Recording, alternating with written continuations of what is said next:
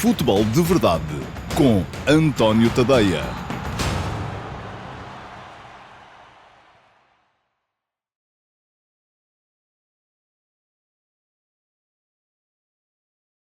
Olá a todos e sejam muito bem-vindos ao Futebol de Verdade Flash para o Sporting Clube Braga 0, Futebol Clube Porto 1. As alterações promovidas por Sérgio Conceição, ao intervalo de um jogo em que o Futebol Clube Porto estava há demasiado tempo em superioridade numérica para manter a toada lenta e pouco imaginativa que já trouxera do primeiro tempo do jogo da semana passada, com o Boa Vista, por exemplo, foram a base em cima da qual os Dragões construíram a difícil, mas merecida vitória em Braga. Galeno fez aos 84 minutos, mas no 22º e último remate da equipa azul e branca no jogo, o golo que vale desde já, e antes mesmo da final da Taça, a certeza da vaga direta na fase de Liga da Liga Europa, remetendo o Sporting Clube Braga para as pré-eliminatórias. Tolhida pela expulsão de Víctor Gomes, logo aos 12 minutos de jogo, com 2 amarelos em 4 minutos, a equipa da casa pouco mais conseguiu fazer do que fechar os caminhos para a área de baliza de Mateus, só tendo rematado pela primeira vez e, na sequência de um canto, aos 57. O resultado, face ao que se viu no campo, podia até ter sido mais dilatado, dada a diferença de rendimento do Futebol Clube do Porto da primeira para a segunda parte. Rematou 7 vezes e nenhuma enquadrada nos primeiros 45 minutos e 15, com 5 enquadradas, nos segundos. Teve 15 ações na área adversária na primeira parte e 34 na segunda. E acabou a primeira parte com um índice de gols esperados de 0,35, atingindo 2,08 para um total de 2,43 no segundo tempo. O primeiro tempo foi, assim, uma quase perda total de paciência.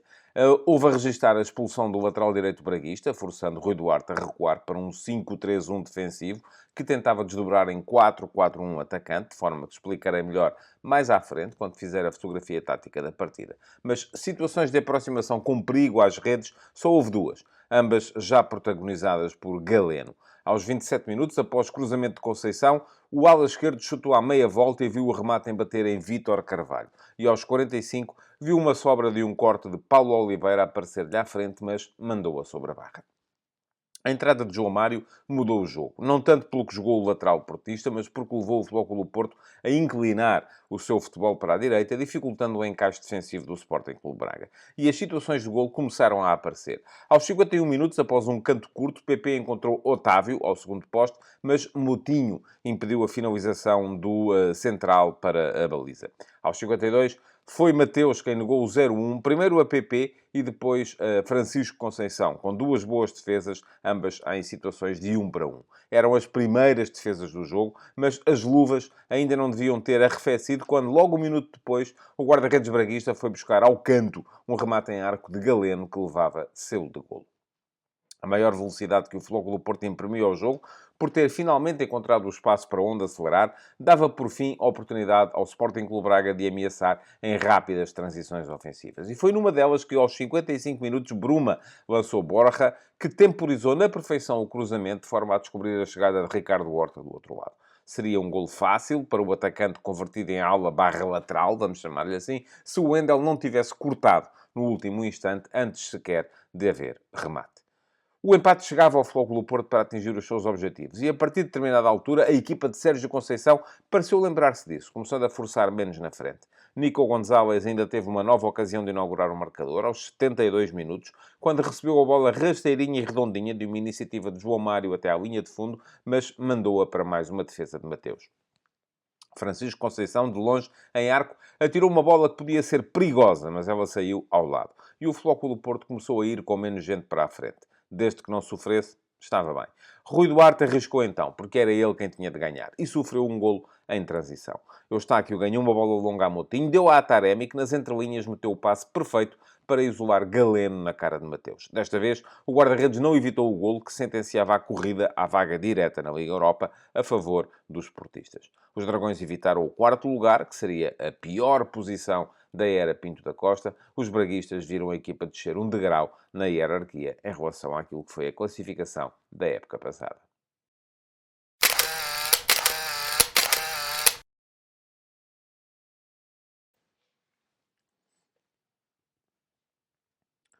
E vamos então à fotografia tática deste Sporting Clube Braga Futebol Clube Porto. Um jogo que se complexificou muito em função daquilo que foi a atuação disciplinar do árbitro Nuno Almeida, porque o Braga ficou reduzido a 10 homens logo ao minuto 12 e isso obrigou o Sporting Clube Braga a fazer algumas alterações estratégicas que influíram muito naquilo que foi o futebol praticado também pelo Futebol Clube Porto. Dilema esse, só resolvido ao intervalo por Sérgio Conceição. Olhemos para os 11 iniciais, primeiro que tudo. O Sporting Clube Braga fez apenas uma alteração relativamente à equipa que tinha ganho em Guimarães por 3-2 na última jornada, mantendo assim a esperança na chegada ao terceiro lugar da classificação, que foi a troca de José Fonte, central direito, por Paulo Oliveira. Assim sendo, o Braga entrou no seu habitual sistema, que é ali um bocadinho um híbrido de 4-2-3-1 com 4-4-2 defensivo. Mateus foi o guarda-redes.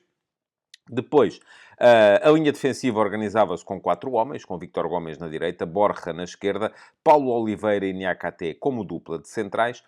No meio-campo apareciam Pizzi e João Moutinho, porque Zalazar aparecia mais na frente, como uma espécie de segundo avançado, nas costas de Abel Ruiz, com Ricardo Horta aberto na direita e Bruma mais aberto ainda na esquerda. Porque havia ali uma tentativa de explorar as trocas posicionais entre Pizzi, Ricardo Horta e Zalazar. Zalazar muitas vezes a cair na direita, Ricardo Horta a vir mais dentro, o próprio Pizzi muitas vezes a cair na direita, levando a que fosse Zalazar a baixar para segundo médio. Portanto, estabelecia-se ali uma espécie de triângulo entre estes três homens que tentavam baralhar um bocadito as marcações da equipa do Futebol Clube do Porto. Quanto a Sérgio Conceição, entrou em campo com exatamente o mesmo 11 que tinha ganho ao Boa Vista por 2-1, e que é o melhor 11 disponível para o Futebol Clube do Porto neste momento, assim que o treinador estabilizou as ideias em torno do seu futebol. Diogo Costa foi o guarda-redes.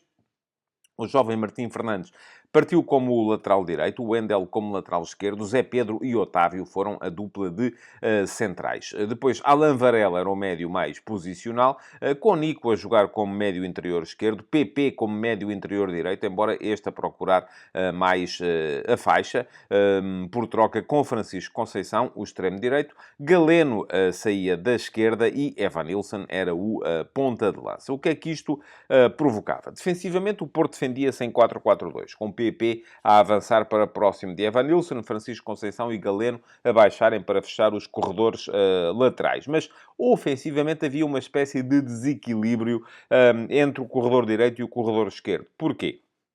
É que, enquanto à direita, Martim Fernandes procurava muito o espaço interior, deixando que fossem, sobretudo, Francisco Conceição e PP a explorar a possibilidade de partirem mais de perto da linha lateral. Do outro lado, a coisa funcionava ao contrário. O Wendel abria, ele que foi conhecido durante boa parte do campeonato por ser capaz de explorar também movimentos interiores. Desta vez surgia como lateral bem encostado à linha, fazendo com que fosse Galeno a aparecer no espaço mais interior, mais perto de zonas de finalização, a tentar procurar o espaço precisamente entre o central e o lateral da equipa adversária. Isso levou a que, no momento em que o Sporting Clube Braga ficou reduzido a 10 homens, o Rui Duarte tivesse optado por reforçar o setor defensivo a partir da direita, precisamente a esquerda da equipa do Futebol Clube do Porto. Após a expulsão, o Braga passou a defender a 5, colocando Ricardo Horta por fora e fazendo entrar, então, Vítor Carvalho para o lugar de Pizzi. Quer isto dizer que o Sporting Clube Braga passou a organizar-se num 5-3-1 defensivo, com a linha de 5 formada com Ricardo Horta como lateral direito. Vítor Carvalho entrou para central direito. A ideia era que Ricardo Horta se ocupasse do Wendel e que depois Vítor Carvalho pudesse ocupar-se mais diretamente de Galeno, tal jogador que aparecia no espaço entre o central e o lateral, e daí a passagem à linha de 5. Depois estava Paulo Oliveira, estava Niakate e mantinha Borja como lateral esquerdo. Quando a equipa do Braga recuperava a bola, a ideia era que Vítor Carvalho abrisse junto à linha e que Ricardo Horta subisse no terreno para então o Braga passar a estar numa espécie de 4-4-1, com Vítor Carvalho como lateral direito, Ricardo Horta como médio direito, do outro lado estava Bruma, mantendo o Sporting Clube Braga ao meio campo com João Moutinho e Zalazar e Abel Ruiz na posição de ponta de lança. Percebendo que a equipa do Porto não estava a encontrar espaço para poder ferir a organização defensiva do Sporting Clube Braga. Ao intervalo, Sérgio Conceição trocou Martim Fernandes por João Mário e deu ao lateral do Futebol Clube do Porto, ao novo lateral do Futebol Clube do Porto, a incumbência de explorar também ele a largura do seu lado. A que é que isto levou? A que o Braga tivesse outra vez a falta de um homem. Porquê? Porque o Porto aparecia na frente, além de ter já o Wendel aberto na esquerda, tinha agora o João Mário aberto na direita e depois ainda aparecia com PP, com Francisco Conceição, com Evanilson e com Galeno. Eram homens a menos os do Braga e o espaço em algum lado haveria de aparecer.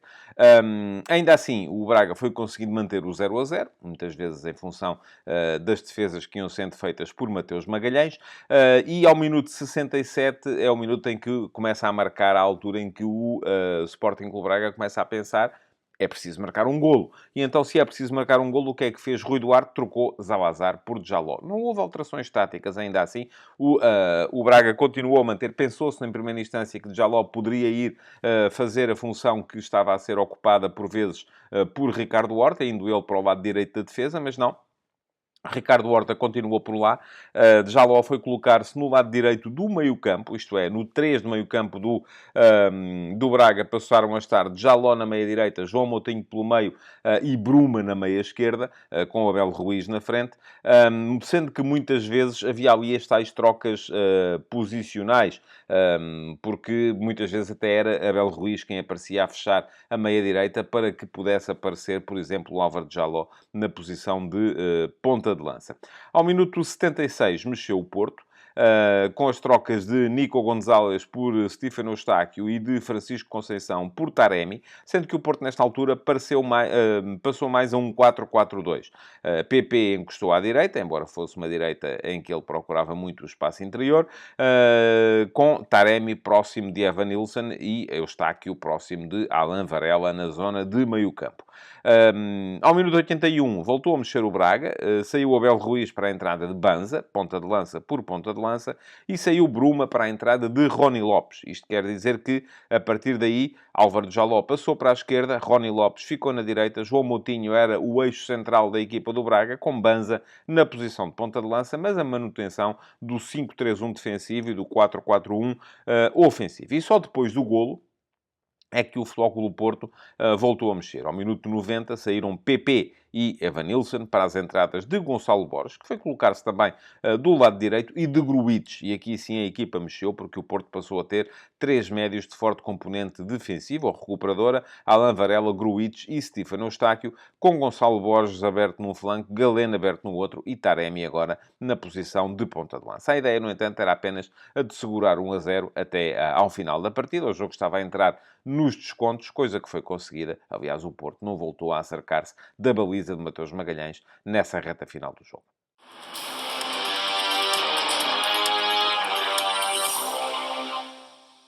O guarda-redes Mateus foi o melhor jogador do Sporting Clube Braga nesta partida, o que não é anormal, tendo em conta que o Sporting Clube Braga esteve a jogar com 10 desde muito cedo e, portanto, teve sobretudo que suportar o assédio da equipa do Futebol Clube Porto à sua baliza. Mateus fez 4 defesas, 3 delas de grau de dificuldade bastante elevado.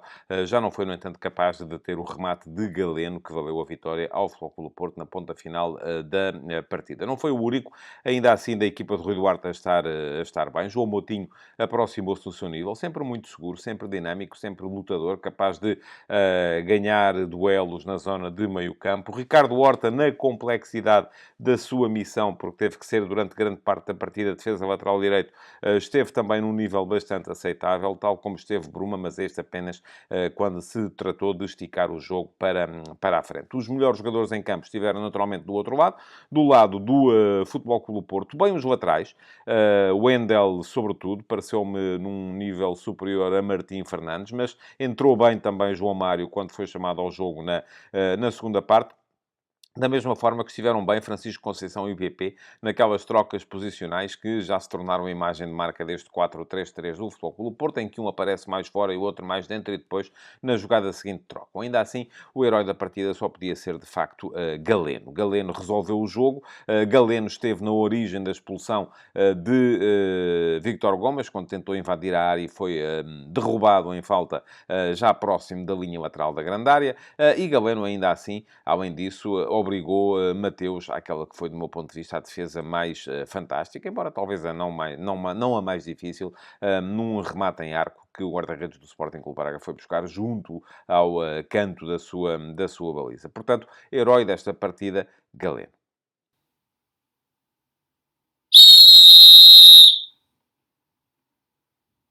Não gostei da arbitragem de Nuno Almeida, que teve no VAR André Narciso, e não foi só por ela ter acabado por ter influência no resultado, porque há uma irregularidade no golo de Galeno. É que no início da jogada, no momento em que João Moutinho se preparava para receber no peito um passe longo, que vinha da sua zona defensiva, ele foi empurrado com as duas mãos por Stefano Eustáquio, tirando-o assim do local onde ele poderia vir a receber a bola. Eustáquio recuperou a bola nesse momento. A bola tabela-lhe no braço, mas isso não deve ser valorizado, porque há um ressalto e depois, a partir daí, nasce a jogada que levou ao golo, todo ele regular a partir desse momento, mas irregular ou ferido de irregularidade pela forma como é feita a recuperação de bola por parte de Stefano Eustáquio. Esse não foi, no entanto, o único problema, ou aquele que mais impressão me causou. Aquilo que mais impressão me causou foi a forma como Nuno Almeida conduziu a partida naquilo que é cada vez mais habitual nos árbitros portugueses, que é entrar a matar para depois sair a morrer e de fininho. O que é que aconteceu? Bom,